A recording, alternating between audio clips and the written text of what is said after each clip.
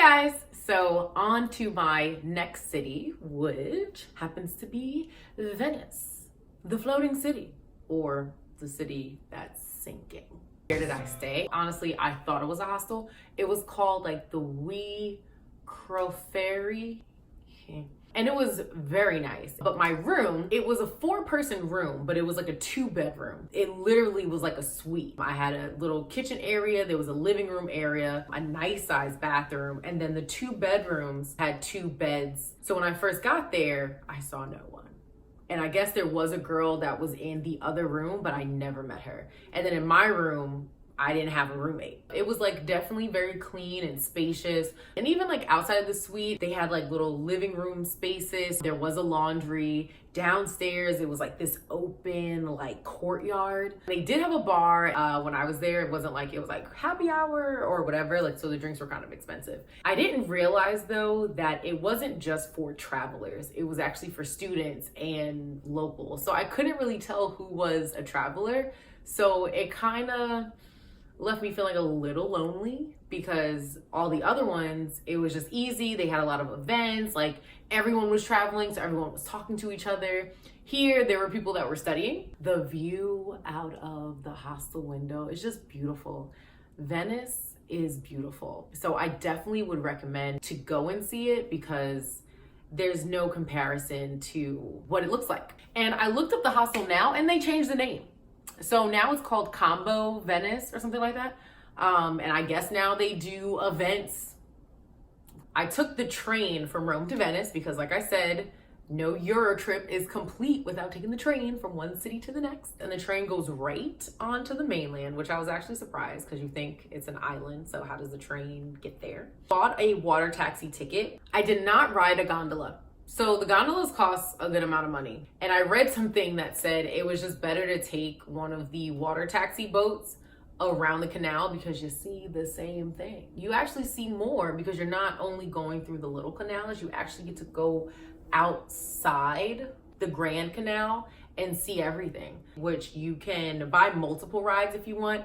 And that actually ended up being a waste because I walked most of the time because all the bridges connect. So I did that instead. And I think to me, I got the same experience and saved a lot more money than riding in a gondola.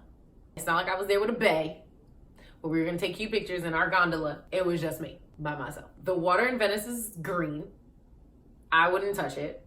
It did have some weird smells. I would be afraid to fall in.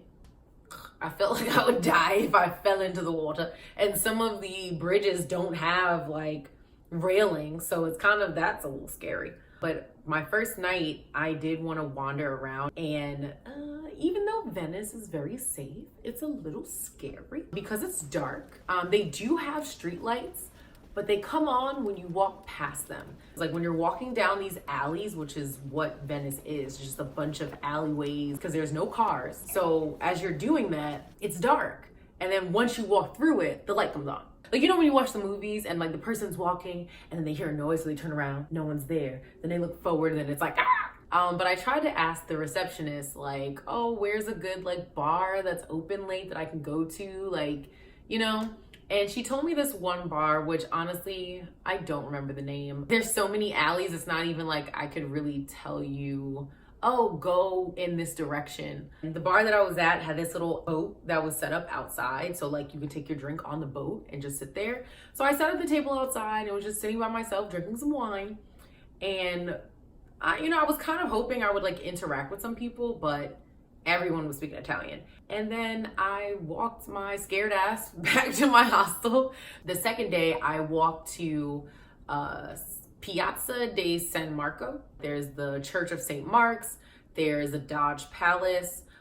They have markets there. Like, it's definitely a nice area to walk to, and restaurants and all that stuff. I also went to the Bridge of Sighs. Now, here is my recommendation, because a lot of people will go to the Bridge of Sighs and just take pictures of the outside. But what you don't realize, if you go into the museum and go through Dodge's Palace, you can walk through the Bridge of Sighs and then take pictures of all the people standing outside trying to crowd on that little bridge. I definitely recommend doing that. I think it was cooler. I mean, yes, and like I mentioned, I'm not a huge museum person, but yes, you see the artwork, you see the weapons and the history, and then you get to walk through the prisons, right? And the whole reason that the Bridge of Sighs is called the Bridge of Sighs is because as the criminals would walk to their execution, that would be their last view of Venice, and it was a very beautiful view. So it was kind of like, but after I went through the museum, I continued just to walk around to the different areas of Venice because, again, I was just trying to, honestly, I was trying to find a connection with someone. I was trying to find that interaction. So I thought about walking near the college to see if maybe there were more students that were like young and would want to chat. And I got pizza, and now I'm lactose intolerant and I shouldn't really be eating pizza, but I just felt like I'm in Italy. Why not? I walked into like a mask shop, and Venetian masks are like, you know, a tradition in Venice. And I mean, they've kind of been used or, you know, throughout the world and for different things. Went down different alleys just to explore and take pictures of myself. There aren't necessarily like a ton, like I said, they don't have much nightlife. And if they do, I didn't know where the hell it was.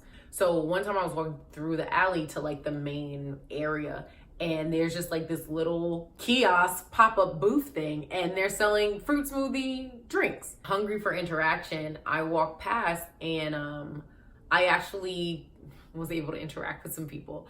What did I eat in Venice? When I wandered around, I found this Chinese food place. Who eats Chinese food in Italy, right? Me, because I love Asian cuisine. It was really good though, actually.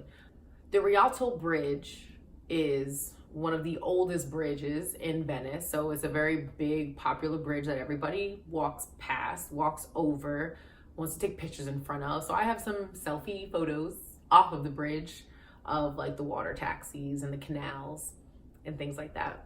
But Venice is one of those cities that I wanted to make sure to see, especially since they keep claiming it's sinking. So I think just the mystery and the uniqueness of Venice, I had to go.